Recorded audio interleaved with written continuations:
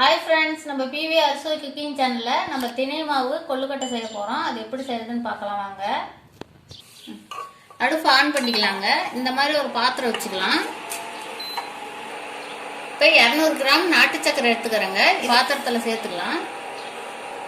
இங்க பாருங்க, நாட்டு சக்கரை எடுத்து வச்சிருக்கிற கப்லயே 1 கப் அளவுக்கு நான் தண்ணி சேர்த்துக்கறேங்க. இப்போ இத நல்லா கிளறி விட்டுக்கலாங்க. இப்போ பாருங்க, நல்லா நாட்டு சக்கரை கரைஞ்சிடுச்சு. அடுப்பு ஆஃப் பண்ணி நம்ம வடிகட்டி எடுத்துக்கலாங்க. இப்போ நம்ம சக்கரை தண்ணி வடிகட்டிக்கிட்டுங்க. நம்ம அடுப்பு ஆன் பண்ணி கலரி வச்சுக்கலாம். இதுலயே சக்கரை தண்ணி சேர்த்துக்கலாங்க. சக்கரை தண்ணி நல்லா பொங்கிடுச்சுங்க. நமக்கு இந்த அளவுக்கு இருந்தா போதும்.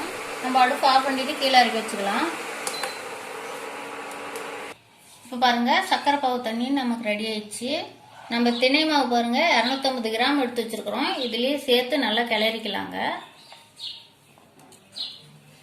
பாகு ரொம்ப சூடா இருக்குங்க, அதனால இந்த மாதிரி கரண்டியை வச்சு கிளறி எடுத்துக்காங்க. பாருங்க, நல்லா இந்த அளவுக்கு கிளறி எடுத்துக்கிட்டோம். இப்போ நம்ம ஏலக்காய் ஒரு 4 எடுத்து பொடி செய்து வச்சிருக்கிறோங்க, சேர்த்துக்கலாம். தேங்காய் பாருங்க அரை மூடி திருவி வச்சிருக்கிறோம், இதையும் சேர்த்துக்கலாம். எல்லாத்தையும் நல்லா சேர்த்து கிளறி எடுத்துக்கலாங்க.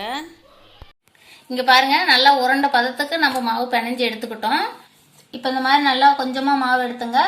இந்த மாதிரி கொல்கட்டை பிடிச்சி எடுத்துக்கலாம்.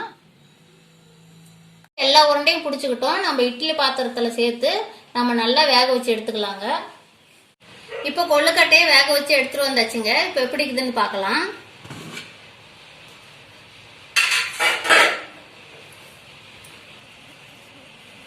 இங்க பாருங்க, நல்லா பஞ்சு மாதிரி வெந்து வந்துருக்குது. நம்ம இப்ப இத வேற பாத்திரத்துக்கு மாத்திக்கலாங்க.